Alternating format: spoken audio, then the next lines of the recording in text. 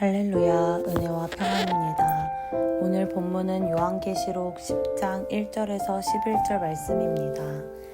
오늘 본문에서는 6째 나팔이 끝난 후 7째 나팔이 울리기 전 요한이 본 한 환상에 대한 것입니다. 하나님께서 요한에게 보여주신 그 환상에서는 작은 두루마리를 손에 든 힘센 천사가 등장합니다. 기록하지 말라는 명령에 따라 그 내용은 성경에 기록되지 않았지만 천사는 능력과 위엄을 가지고 하나님의 말씀을 선포한 뒤 온 세상의 창조주이신 하나님을 향해 맹세합니다.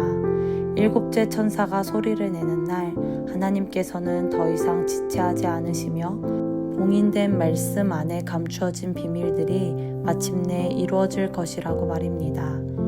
이어서 천사는 요한에게 두루마리를 먹으라 명합니다.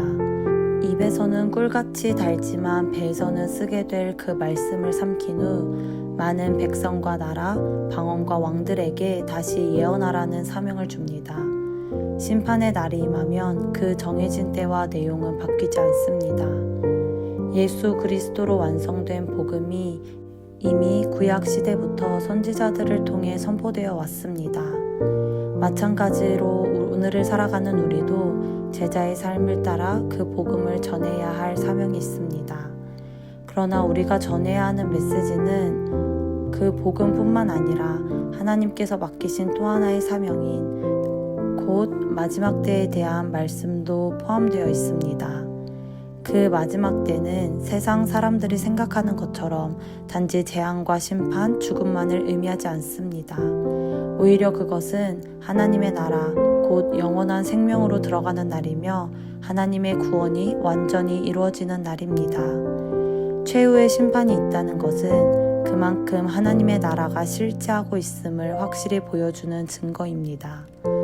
이 영원한 소망의 메시지를 담대히 전하기 위해서 우리에게 반드시 필요한 것이 하나 있습니다. 바로 말씀입니다. 요한이 환상을 본 뒤에도 두루마리를 먹고서야 비로소 그 말씀을 전하게 될 수 있었던 것처럼 우리도 먼저 말씀을 마음에 깊이 새기며 삶 속에서 말씀대로 살아가야 합니다.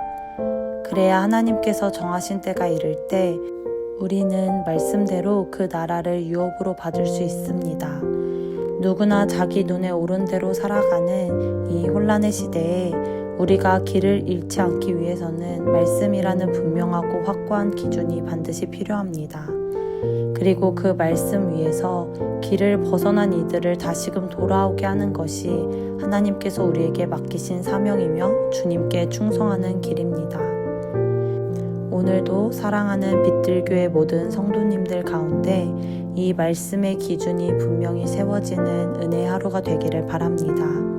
우리를 이 시대에 부르신 하나님께 충성함으로 복음과 다시 오실 하나님의 나라가 우리의 삶과 입술을 통해 담대히 선포되기를 축복합니다. 감사합니다.